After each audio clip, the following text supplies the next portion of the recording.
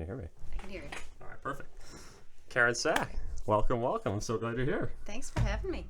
So I think that the main reason that I wanted to bring you in is that I feel like in this time with online learning and all the uncertainty that's going on with COVID, I don't know if there's anybody that's been more affected because not only are you a teacher, but you're also a parent of 4. So I can't imagine what it must be like, not only just trying to manage what's going on at home, but trying to also teach at the same time. So let's start right there. What's it like? What's it like teaching with 4 kids at home? It is crazy. There's no, denying it. It is crazy. So you can get yourself a little closer. It's a lot of pans in the fire, so to speak. I have children that range from 3, a special needs daughter with Down syndrome, age 3, a 10-year-old son, a 15-year-old daughter, and a 17-year-old daughter. So all over the place. So we were all over the place. And it was very hard, keeping everybody on track, but we've done it. I'm a little bit nervous about doing it again, but we'll see what it's gonna throw at us. Is it clear what exactly the plans are for each of the kids in the fall? Because I know that they're in different places. You got Maggie at Quinnipiac, right? Mm-hmm. You got Ellie at Mercy. Mm-hmm. You got Tommy. Where's he going to school? He's at Longridge. Longridge. One of the schools. And then Lily? And Lily is at CP of Rochester. Okay. So I'm guessing that you've gotten 4 different plans? Pretty much, yes. So let's hear them. Okay, I'll start with Maggie because she's the easiest one. So Maggie's heading off to Quinnipiac in Connecticut the weekend of the 21st, 22nd. She starts classes the 24th. Their plan has been great. Talk about a college that's been on top of things. She's going to get there. She has to be COVID tested before she goes. Then they COVID test her there. And then she gets placed with her roommate, and that's her family. So she quarantines for 2 weeks with her family. And there's like assigned dining times, outside tents for eating.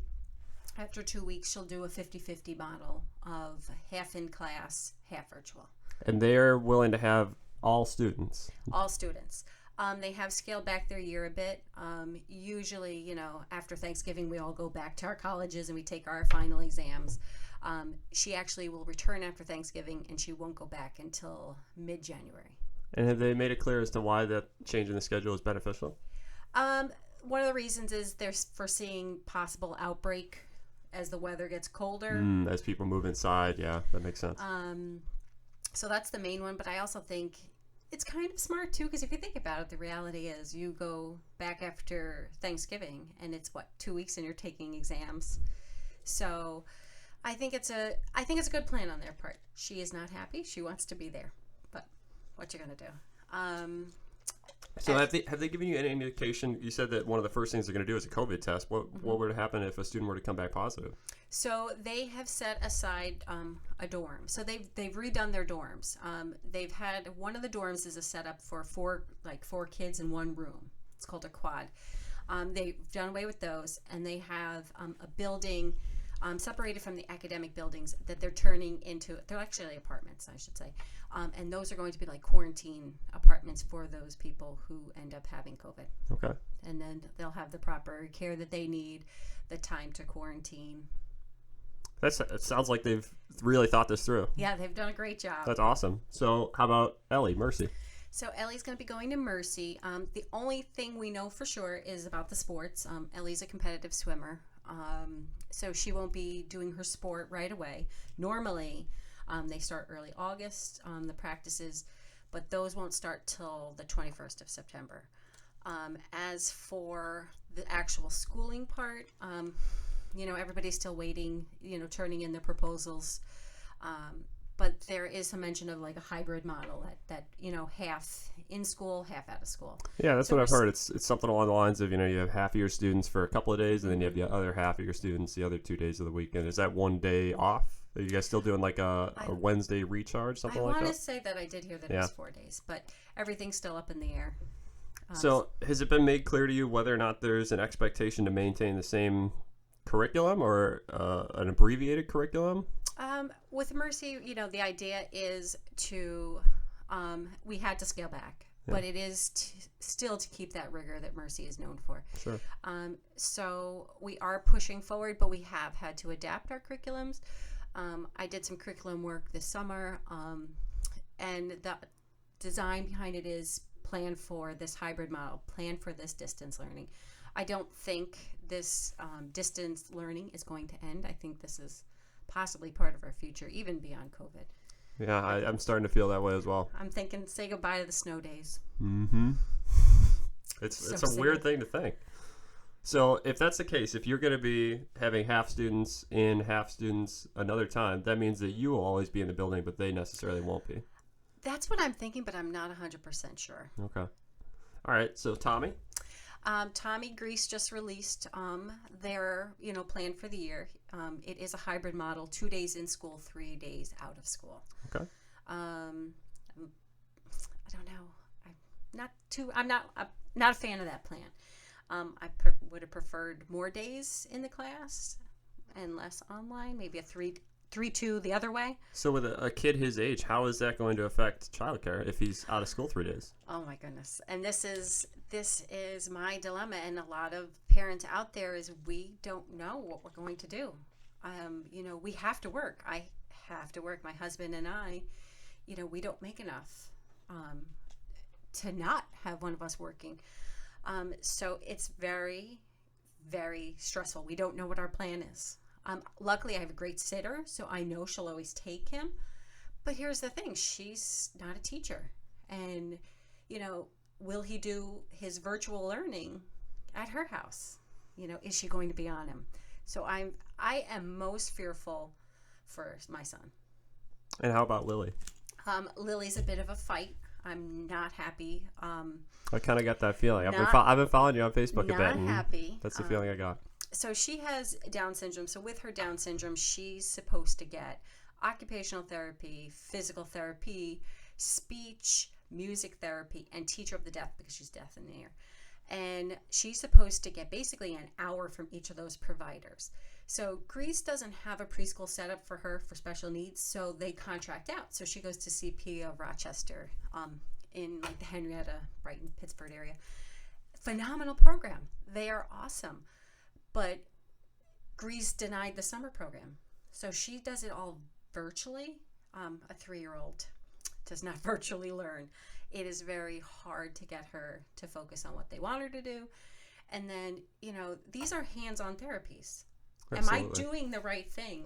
And half the time, are they seeing what I'm doing with her? Especially physical therapy tends to be the hard one because getting to redirect her and then having the provider see what she's doing. So I'm at a loss. She's getting half what she legally should be. Yeah. She's getting half an hour from each provider when she should get an hour. And she's missing out on that human contact. She learns from her peers. My husband and I, we don't want her. We love Holy Childhood. We think it's great. But we see her learning from her peers. And she's separated from them. So. And I think that's one of the things that kids are missing the most is just that human contact, the social aspect of school is just seeing their friends. And, there's a lot that kids learn in school, but I think that it's the social learning that is, I think, the most important. Exactly. They could be brilliant, totally have their books memorized, and they know what they need to do. But if they can't interact with the society in which they live, what good is that? And that's what school is important for. You learn the ins and outs of how to behave to people, how to deal with people when, maybe they're not being the nicest to you. Yeah. So our kids are missing that. My son has become a beast. He's sick of seeing us. He's harassing his sisters every chance he can get. That's one of the things I was really curious to ask you about is how is it that having the family all together for this long has changed the dynamic? We are grumpy beasts. No, we're trying to, my husband and I are trying to make time where we really do positive, fun things, trips to the zoo. Tomorrow we're going to Corning. Oh, nice. So we're trying to get them out of the house and just doing positive things. But we wear on each other. I live in a tiny little 1-story house, the 2 high school girls actually share a room. So they're constantly fighting. Everybody's in each other's face. My husband and I, we kind of converted our backyard, big trampoline, the pool's up. He rebuilt the swing set. So we tried to make it so they have other outlets out there. And can you actually just do one thing for sure. me? Can you grab the arm of the mic and just pull it a little closer? I'm just getting a little bit of echo. Much better. And then Maggie's working, so she's lucky. I always, when I drop her off at work, I'm like, oh, you're so lucky. Just want to go. Where's Maggie working now? She's a lifeguard at Berkeley Country. Oh, I think I knew that. Yeah, good for her. Yeah, so she gets to get out of the house, and I get to drive her there. Is she excited for this fall? She is. She can't wait to go. I think that OT is a great choice for her. I think that I'm guessing it was influenced by her experience with Lily that led her that way. But when I got to know Maggie, and I only taught her just for the part of a year in earth science, but I got the feeling that she's got a really kind, affectionate, caring mentality. And I think that's perfect for OT. When you definitely need patience. She is, and she's so patient with Lily. Actually, I had a doctor's appointment before coming here, and Lily had her occupational therapy session, and so I called to check in. Maggie was, in charge of it, and I'm like, "How did it go?" She goes, "Mom, she was good." I'm like, "Are you kidding me?" Is Maggie real hands-on with that? She is. She's so good. So this is her calling. That's awesome. This is definitely. I'm glad she found that. She wants to work with little ones too. So that's awesome. So, what are some of your concerns this fall? Because I'm guessing that it was not easy making that transition, especially working with sixth graders. So, why don't you start out with what was the experience making the transition, and what do you anticipate this fall? I think with my Mercy girls, I think the transition went well. Because it had happened in March, the girls knew the Mercy ins and outs of technology for the most part. They knew Google Docs. They knew how to submit. We were using Google Classroom. And they're lucky. They've each got a Chromebook. Yeah. And so I think they did really well. I mean, there's always going to be the girls that aren't going to show up for your Google Meet. But the majority, I feel, did real well. And, we didn't do review. We kept going. We kept plugging along. Granted, we got to less because there were days off and there were adjustment days. We got through less, but the girls really did a great job with what was presented to them. They really showed great maturity in light of all this. So I give props to those sixth grade Mercy girls. Hey, props to my kids as well. They were awesome. Yeah. There's something about the girls at Mercy that they took it with poise, grace, and all sorts of patience. That so they did. I really do appreciate that. So what were some of the biggest challenges you had to overcome in that transition? Technology. So, I've used technology. I wasn't like an expert at it. And with technology, there's all different ways to do things. Like one, application can have different ways to approach it. Sure. I know you and we've always talked about Microsoft versus Google, I'm a Microsoft girl. Me too. So getting used to the technology aspect, but I was surprised. I did really well. At first, I wouldn't put myself on the camera. Like I had my little avatar out there for the girls, but I just decided towards the end, why am I hiding? I wouldn't be hiding if I was in the classroom. So just getting comfortable with it, getting over the hurdles of a very slow internet at my house. And then we had all of us on. So patience, learning new things. I use so many new things I didn't use in the classroom. EdPuzzle was so much fun to use. Do you think that's something you'll keep using? Yes, definitely. Just the Google Meets to see them, and they were always so cute because they would come. I would leave it on all day, and they would chirp up, and I'd hear them from across the room, and I'd come, and they would just talk like they would at school. So there was some normalcy with the Google Meet on all day. What else did I use? That's interesting. So you left it on all day. How exactly did that work? So I would put myself on mute, and I would turn off my camera, and I would just go about doing things, and then I'd hear them say, "Mrs. Sak," and then I'd get on. That's awesome. So it's almost just like a running office hours. Yeah, basically. Very cool. And so they came whenever they needed to. I started my lessons with, they met with me, we did notes. I'm going to, when we're in class in person, I do a guided note. Usually they read the night before, and then we fill in the notes together. So I leave blanks. And so they're always so proud when they can fill in the blank. And they would write it up on the smart board in the class. So it was very interactive. And my goal this summer was to find a way to bring that, because during the COVID, I was just giving them the notes and going through it, and it was like, this is boring. So I am stepping up my game. And then they would have an ed puzzle, and to kind of see if they were really with me, there were the questions with the ed puzzle.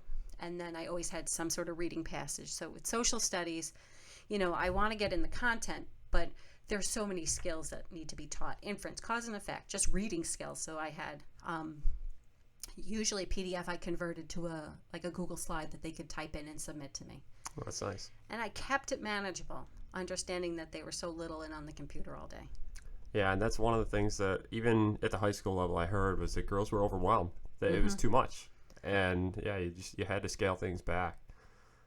So I'm glad that you mentioned Edpuzzle, because that's one of the things that I found that girls really enjoyed. And I think that it very well could be where education's headed in the future. There's, I think, a lot of subjects that lead themselves to be completely automated, where you have videos, you have a progression, and it just takes them all the way, where I don't know what that means for teachers in the future, whether or not that means that it's the way that we're headed towards maybe a flipped model. Maybe, I think you're right. Maybe we're headed towards hybrid full-time from now on. Things look a little uncertain. Yeah, it is very much a time of uncertainty. I'm a little scared, not just professionally, but even as a mother. While I see that my Mercy girls had a great time with it. I mean, I shouldn't be too idealistic. They were on their computers from, the start of school, 7:53 till 2:48, 2:50, and then they had homework. So I saw them working real hard, and I saw the stress for that, but they both, I think, did a good job managing that. My main thing was scale back on the homework a bit, because they're with you all day online, all different teachers. That would be my only thing for them, but I think they did an amazing job. I think the teachers at Mercy did an amazing job. Everybody was always available for them whenever they needed them, so that was great. I can't speak. Mercy was awesome. And it's not just because I worked there. My kids were at Mercy even before I ended up there. So Mercy did a great job. Is there room for improvement? Of course. I mean, that's any good educational system is always looking to improve. My son, he did not have that good of an experience. So what sort of technology was available to him as a 10-year-old? So he brought home his Chromebook, and the Chromebook was full of apps. So they have a diagnostic called iReady, and he was expected to go on that 15 minutes for math, 15 minutes of English, and I was all for it.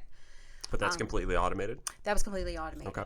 And I welcomed that, because I knew that if there was something I was missing, he was getting that through. He was at least getting the practice through that. What I would have liked to have seen is them send home a report, because with the iReady program, because I used it in my other school, they gave you, okay, here's the child's strengths, here's the weaknesses, here are some suggested things to do. I wish Greece would have sent that home. And that was something I brought up with his principal when I spoke to him last week. But his teacher was very hands-off, and I understand she has children. But she just assigned these random ed puzzles. And nothing was scaffolded. Didn't feel cohesive? No, it wasn't cohesive at all. He's in 4th grade. He should have been learning lots of fractions. So I have done a lot of working with him, and I'm still working with him. And when you become a father, you'll see they don't want to listen to you. Even though you might be a teacher, you might be certified doctor in education, your child does not want to listen to you. You're not their teacher. You can't wear the same hat as mom and teacher. No, it's he tough. used to say he liked her better. Oh, well, it's tough. It is. So was he doing anything other than automated? Nothing. No. She would have these Google ed puzzles. Meets. Yeah. So what was the purpose of the meets then? She would let them talk. Occasionally she would read from holes, but she would let them talk, and just it was fooling around time. And granted, at school you have that time. The kids need that time. It wasn't very structured. Different philosophies, I guess. So did it seem like it was meant to be community building? The execution just wasn't there? Yeah.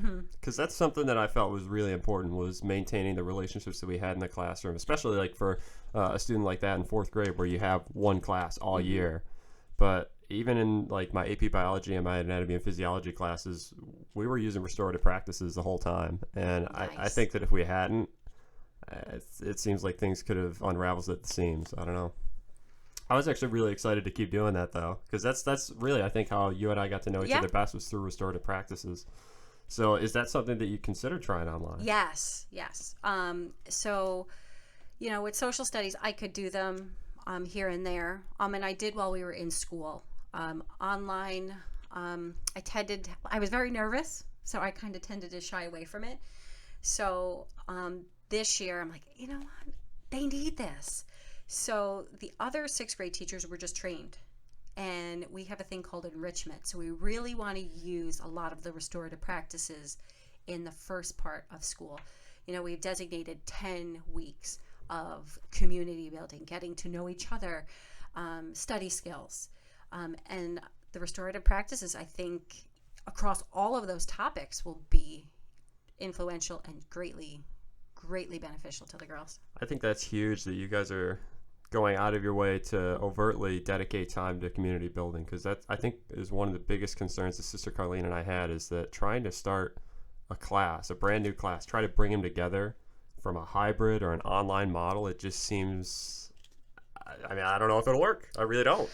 But maybe restorative practices is one step towards that. So just for the folks who aren't really familiar with restorative practices, why don't you share what that means to you?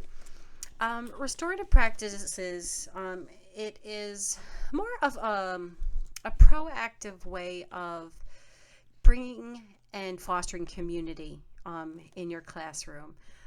It's open and honest discussion amongst the students on, it could be a small topic as how was your day, to something trying that's going on, so that each person feels that what they have to say is accepted and worthy to be heard, and they themselves receive a sense of positivity about themselves in how they are to themselves and to the people that they encounter.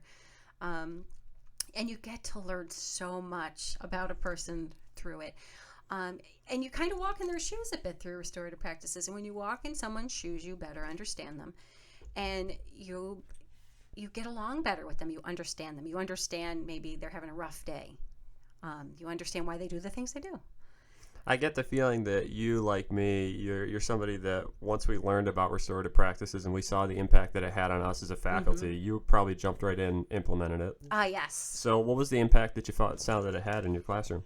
So I started it with, in the middle school, we read the Confidence Code, or Code of Confidence. I always screw them up. And it's about girls empowering themselves, girls having the confidence to stand up and do what they want to do. And so we had advisement time one day a week to read the book and, discuss it. And I used the circle as a way of addressing those topics, those learning topics addressed in the book. And it wasn't lip service. They actually meant what they said. They were listening to each other. They were making these bonds like, yeah, I feel that same way. And so I feel like it built community. While the other teachers, they were doing other things, I don't feel that the girls took away from it as much as my class did, because my class just kind of like, hey, I feel that way. We really shouldn't be doing that. And that's exactly the kind of feeling that I got when I first used it in anatomy and physiology. Was the way that I first used it was kind of an academic community building circle where we were trying to air our anxiety about dissection, because girls have cats at home. It's a very intimate experience dissecting, and I knew that there were nerves in the air. So once the girls got a chance to share what they were feeling and they saw, oh, you felt that way? Oh, so did I. So it makes everybody feel just a little bit more comfortable, because it gives them that sense that they're all in this together. And I think, like you touched on, giving everybody a voice, it levels the playing field, makes everybody heard. And I think that's huge. I know. My daughter was a little too soon. She had you the year before. I was like, Maggie would have loved this, because she was nervous about dissecting, and she's a cat fanatic. I mean, she's got this big Maine Coon that sleeps on her head at night. And I feel that she would have been more confident and sure of herself if she had that circle. So, yeah, I think it's had a positive impact for sure. Is that you buzzing, or is that me? It might be. You want to check that real quick? That's okay. Restorative practices. How do you plan to use it this fall? Do you plan to use it virtually, online, in person, or what's the plan? Well, we have to see. Because with sixth graders at Mercy, they're coming into us. They're just getting their Chromebooks. We're not sure where they are technology-wise.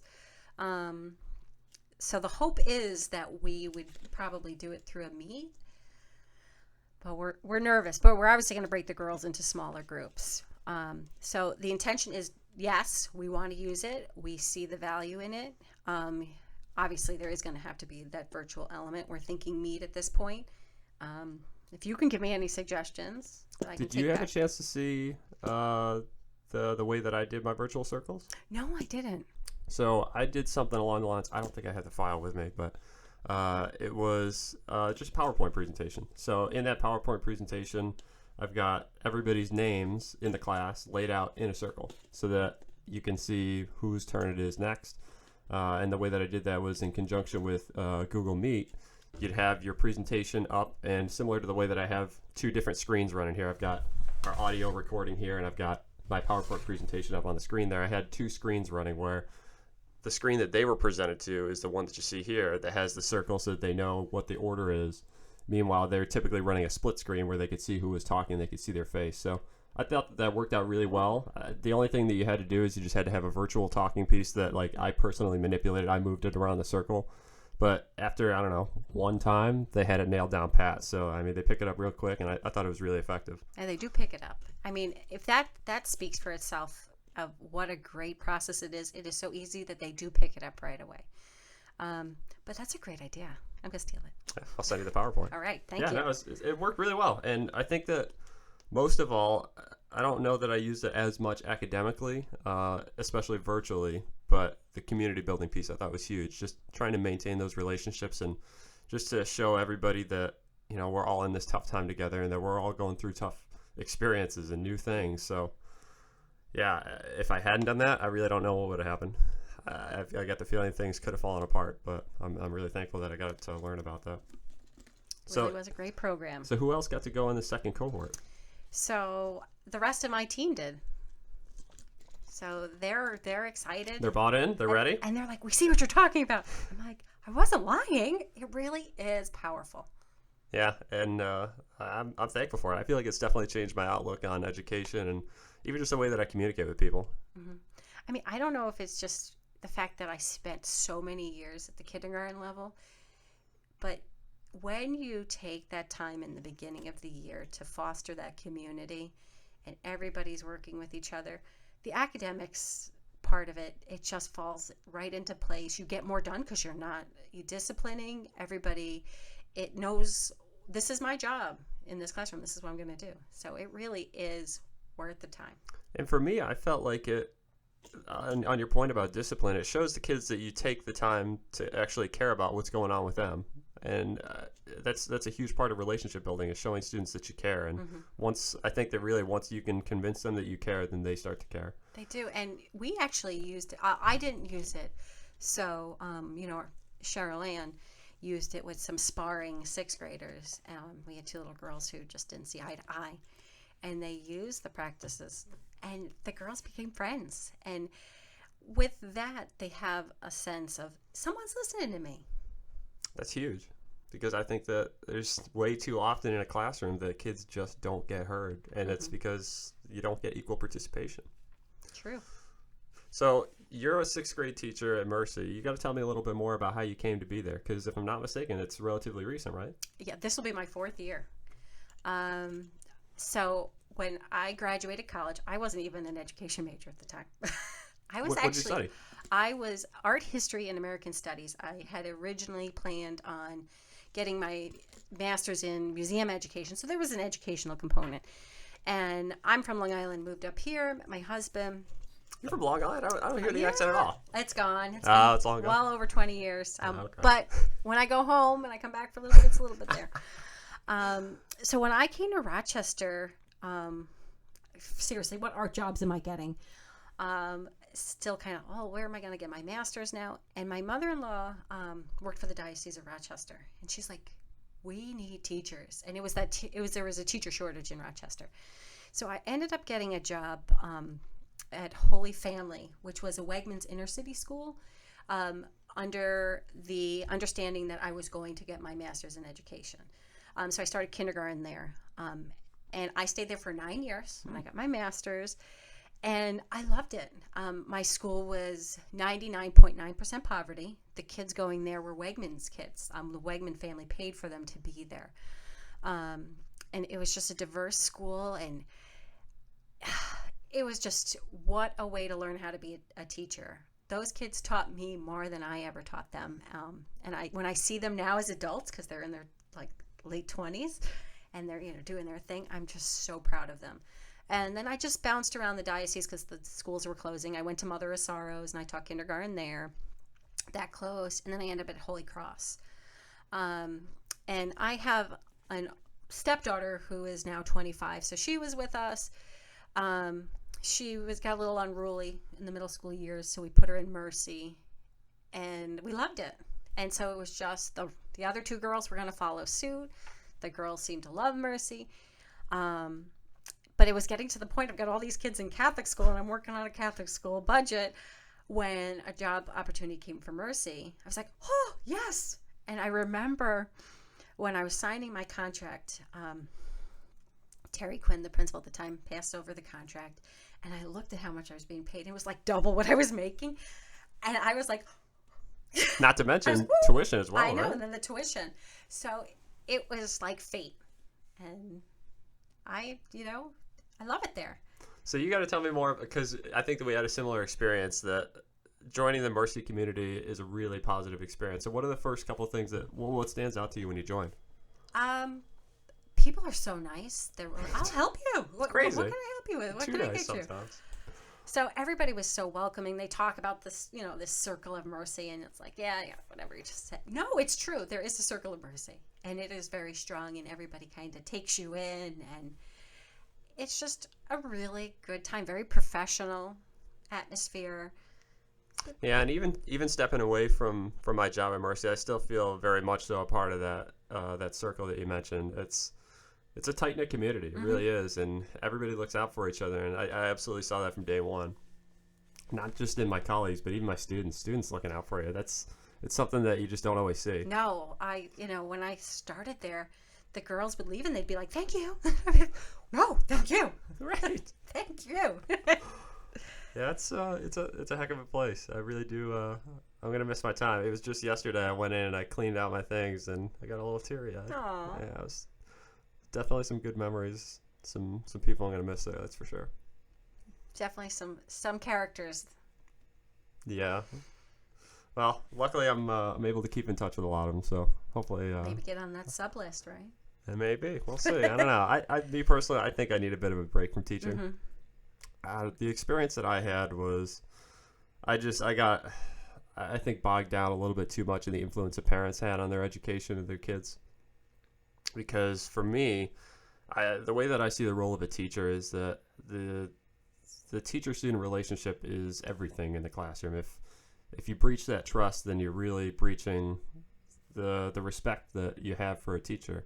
And I felt like that was the case for me, was that students had complaints, and I'm open to criticism. That's no problem for me, but the direction in which those complaints go was the wrong way for me. So it went parent, administrator, teacher, as opposed to student, teacher, teacher, parent, administrator. I think that the administrator should be the last person in that line, because, I mean, what's a teacher there for other than to try to work on what's going on in the classroom? And I feel like if you take that out of their hands, I don't know what's left. I'd say as a parent, that baffles me because, my daughter had you twice. And I think you're a phenomenal teacher. Like, I wouldn't have felt nervous going to you if I had an issue with you. You're, like, what I saw, what I heard, I would have come to you. But, unfortunately, there's always going to be some teachers who parents don't feel like approachable. Like, I had that one instance this year and where I didn't feel comfortable with that teacher, and I don't think that teacher was all up and up to the administration about what was truly going on, but that was that teacher. Like, it's that feeling you get from a teacher, but I don't get that from you. I would have gone and said, hey, and I'm also the type of parent that's like, what's my kid doing? Like, what, where are they struggling? What do they need help in? What should they be doing? Yeah, and I wish that that had been the case, but that was exactly what they had told me, is that they didn't feel that I was approachable, and I was just like, Oh my like what? gosh, that's ridiculous. But hey, I mean, to each their own. Yeah. What can you do? But yeah, there just came a point when, I mean, enough was enough for me, and I didn't feel like I was in a situation where I could feel comfortable and be successful. So it was time to move on. Mhm. I've been in your place as well. Not at Mercy, surprisingly, but I think with Mercy, it's sixth grade. You know, you're dealing with the older students in there in the AP track, and parents tend to get a little intense. At sixth grade level, there isn't that intensity. It's more if they want to come in for parties still, it's a different mindset. But I know what you're talking about because in my other placements, you know, if I was strict, I was harsh, and not like a bad harsh. Like I worked in the inner city, I had to have a regimen. So I had that too, and I think that's one of the reasons why I left Holy Cross. To be honest with you. Oh, you had a similar experience. Mm-hmm. Yeah, it's tough. I mean, to be undermined in a classroom, it's really not easy to deal with, because I mean, if you don't have confidence in the front of the room, it's really hard to do your job as well as you can. And that my confidence was definitely shaken after that. Mm-hmm. Better now though. Good. Yeah, it's definitely been nice, because now we've been away from the building since March, and now I've been out of online teaching since June, so I've had some time to decompress and relax and get out and play some golf. It's been nice. I'm still decompressing. I got to be honest with you. Yeah. It's intensive. Like, you know, those people who say, "Oh, teachers, they have the summers off," and no, we're grading things at night. You know, it's more than what people think, and the online aspect of it all. Things were harder to grade. You know, usually you have a stack of papers. You know, you sit on your couch and you get things done. But everything was online, and so that slows down that process. So, I found that as well, that the amount of feedback and the amount of individual work that I was doing, reading papers and getting stuff back to kids, it was overwhelming.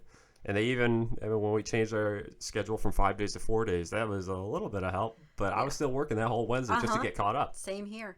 And did you find that you were like hunting girls down?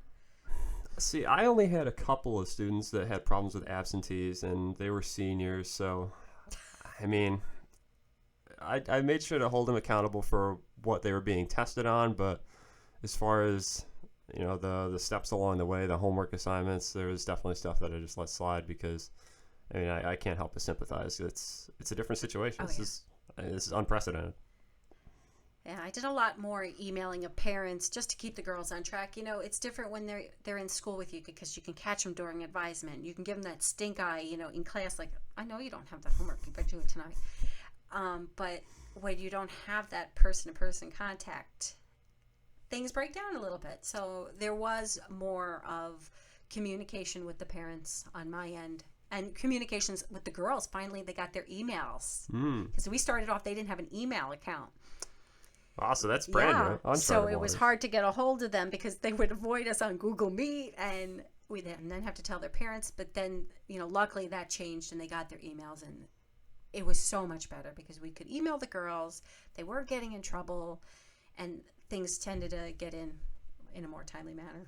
Yeah, so that's one thing that I think that the virtual model, honestly, is a big downside to it, is that avoidance becomes so much easier.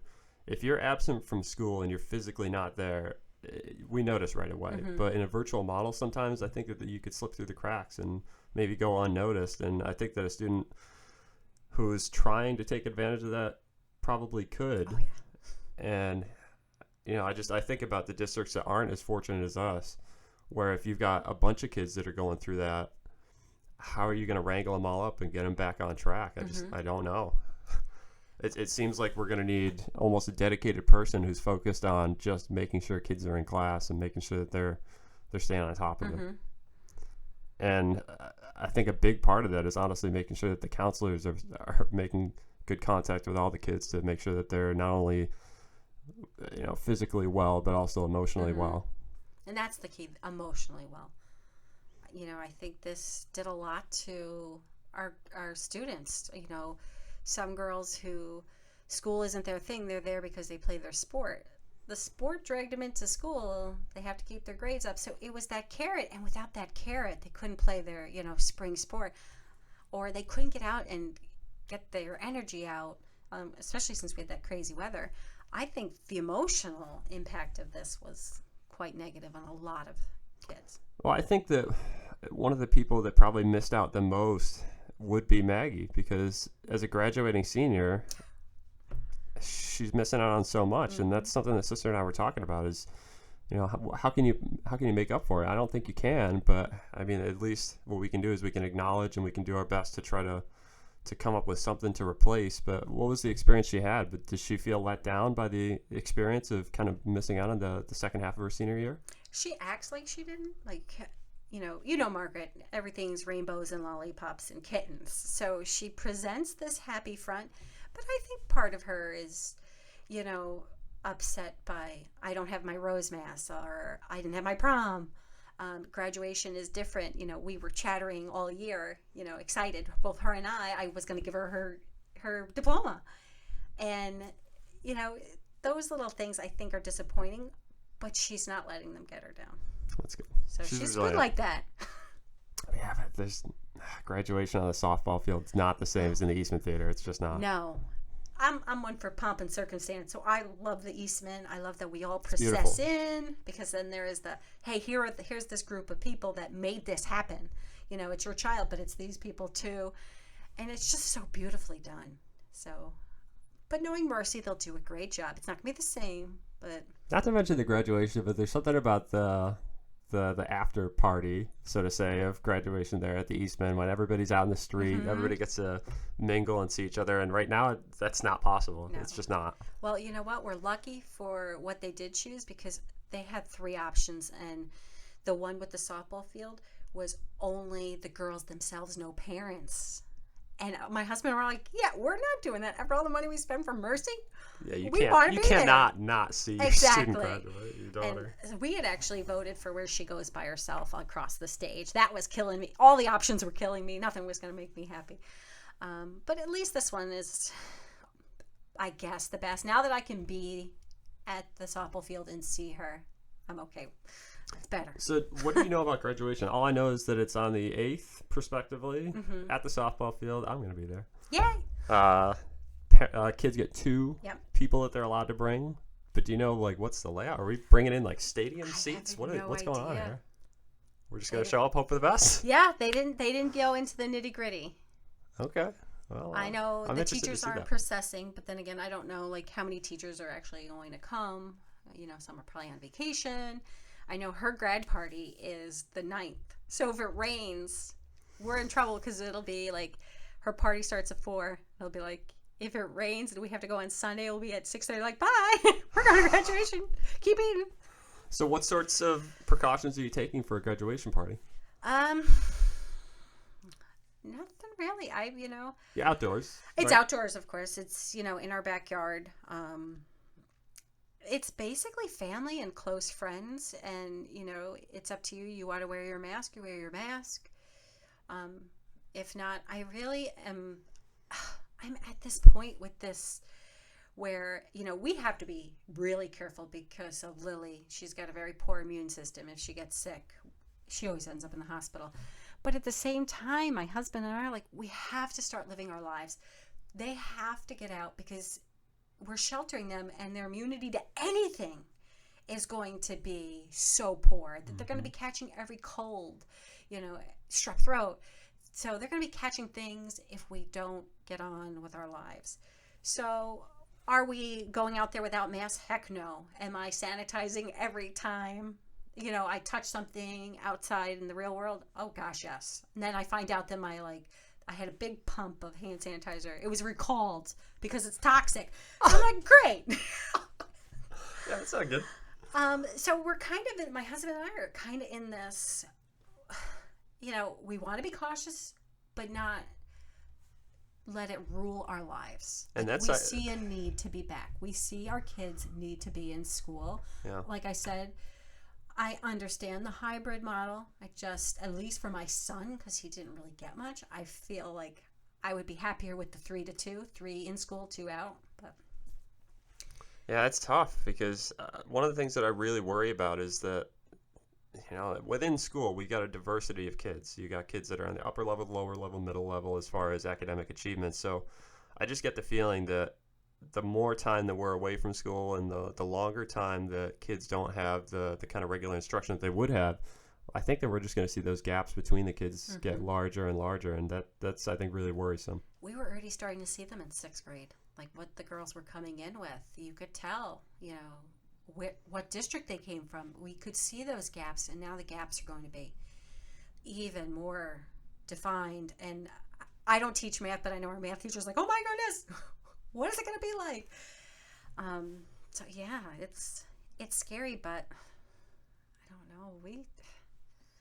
I just wish everybody would wear their mask and people would do as they say. And when your child is sick, don't send them to school.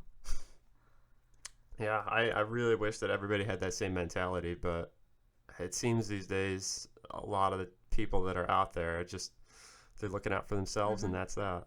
They don't think about the fact that this is an interconnected world and that we all can get each other sick. And if one person gets another person sick, then that means somebody else is getting sick. So we got to be aware of not just ourselves, but everybody. And I think that people have started to lose sight of that. Yeah, and that's how it should have been all along. I mean, you need strong leadership with a unified goal, and I don't think we saw that from the get-go. No. And I feel like we don't even really have the truth. Like this says one thing, this says another. So what information we're getting is very unclear and very contradictory at times. It's scary. And that brings on even a larger point, is that even though we have the data available to us, people choose not to listen to it. And I think that a lot of that comes from a lack of education. I think that we've got a lot of people out there that don't understand how to read statistics, how to understand whether or not they're useful or whether or not they're accurate. So they go with their gut. And going with your gut is so completely unscientific. It's selfish, I think, sometimes. Yeah, exactly. And, we need school more than everything ever. You look at what's going on,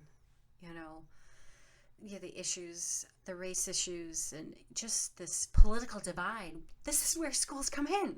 This is where we really shine. This is where and we'll go restorative practices, we could come to that understanding, and kids can learn from each other and learn the other perspective. We need to be in school. I agree. Yeah, as long as we can do it safely, we need to be back in school. Exactly. I'm with you. And I'm for, if I have to scrub down the desk after every student leaves, I'll do it. It is what it is. Yeah, and I think that that's maybe something that people lose sight of, is that there are these precautions and there are these guidelines that we need to take. We're willing to adhere to them. I don't know if the kids have the same ability and the same discipline. I don't know. What do you think about that? Teaching 6th graders, do you think that they can handle it? Honestly, because my older ones always used to talk about, this girl was like coughing all over the place and she sneezed on me. And I'd be like, ew. Like, first of all, we don't see that in 6th grade, so I don't know what's going on up in your grades. But even my little one, she's wearing her mask. She knows, when we're at the store, when we're done, when we get in the car, I'm dousing her hands with the toxic hand sanitizer. But, I think the kids can be taught. And I think if they understood this is what you need to be back at school to be with your friends, and you make that the driving force, I think that we could get there. The one thing I do worry about is that I think so many of those same parents that are out there resisting the use of masks and taking the precautions, they've got kids in school too. So that means that they're being fed that same story back home, and that means that maybe they have the same beliefs. So that honestly is a big concern for me, is whether or not we can expect that of kids, whether or not that's realistic. And I think that you're right. The kids can be taught, they can be trained to do that, but if they come in with a preconceived notion, it might be tough to change that. And then some of them come into with that in any regard.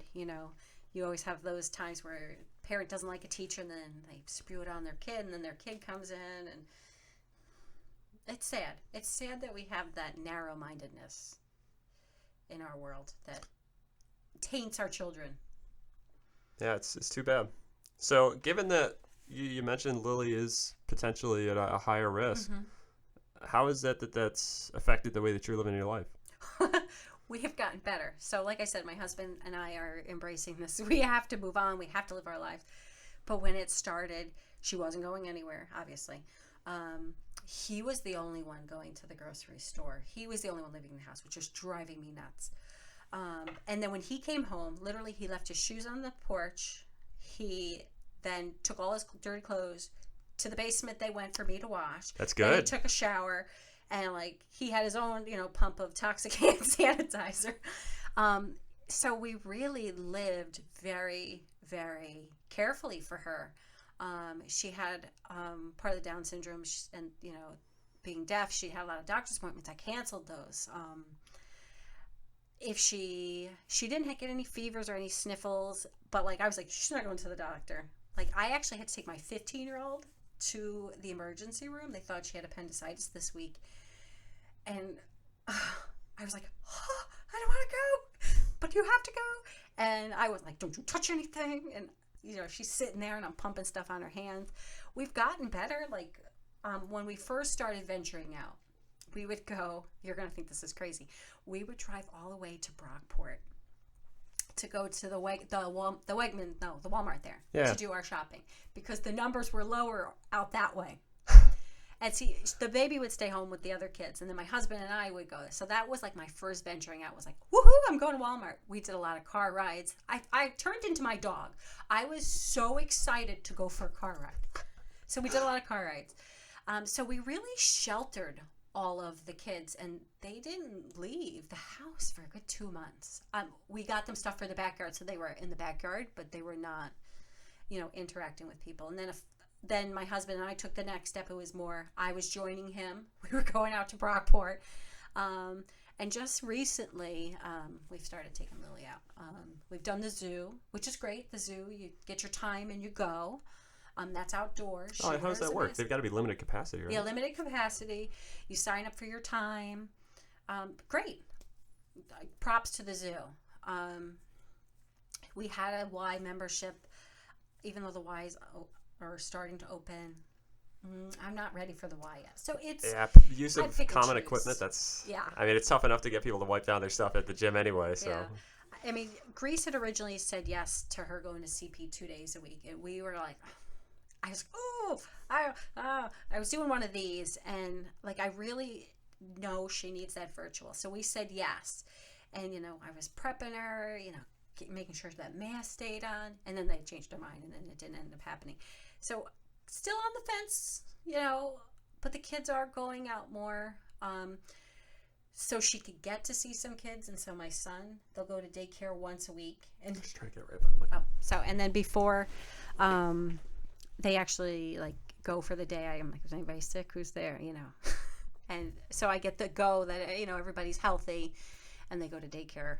But that's really it. Yeah, I gotta say I'm impressed with all the precautions you took. Especially, I like the idea of as soon as you get home, clothes off in the wash. That's exactly the same thing I told my dad, because he has cancer and he's immunocompromised. So the one thing that I was especially concerned about was what's going on in the hospitals, because that's where I work, is in hospital operating rooms. So I ended up taking like a 2-month hiatus from that, because I think that the hospitals were pretty crazy between like March and May. So yeah, I wanted to do anything that I could to help him out. So unfortunately, it meant that I couldn't see him as much. And yeah, but he's doing all right. Oh, good. Yeah, he's doing all right. I mean, you still have to keep it up. Don't get me wrong. Like I'm still like I'm doing things in order for her to be out. But it's still going on. When we were at Strong for the emergency room, they were still all lined up in the... But I gotta admit, I was a little surprised when I came back to the hospitals. I thought that it was a little bit looser than I expected. Oh, really? Like for me personally, I've been to quite a few hospitals where they ask you the standard set of questions, pass you right on through. Other hospitals, they'll take your temperature with a forehead monitor, but I don't know. For me, I thought it'd be a little bit more stringent. I don't know. I'm just trying to think of my Strong experience. The good thing that I noticed, so with pediatrics, you go straight to the pediatric ED. But, I did see the waiting room, like, full of people, the hallway, like, from, the regular ED to the pediatric, people in seats along the way. But we didn't have to wait in the waiting room. Like, I think for the children's emergency department, I think they did a real good job. That's good to hear. So I do have one last question for you. I don't want to keep you all day, but the main thing that I'm really curious about is this fall, we're looking to try to improve upon what we did this spring. Mm-hmm. So I'm going to pass you the magic wand. What is it that you need to be successful in a virtual classroom or in a hybrid model? Getting that community, like I said. I'm going to steal your restorative practices. Hey, take it. Building that community, I think that is needed more than ever, because they've been so isolated from each other. And then at 6th grade, they kind of come from all over the place. So doing that community building. And then, just continue to push myself, find that technology that is going to continue to enrich and make their learning fun. And I think that at Mercy, we've not only got a great leader in tech with Mike and Danny and Joe, but I think that as a community of colleagues, everybody's willing to help each other, and that's huge. Yes. Because we put on a bunch of workshops and professional development sessions internally, and being able to work together with your colleagues, I mean, not only are you teaching each other, but that itself is another bit of community building. Yes, definitely. Well, Karen, I'm so glad you were able to come Thanks for by, having and me. I hope this was painless. So. No, painless. It's awesome. It's great to see you. I'm See so you. glad you were able to make it. Thanks.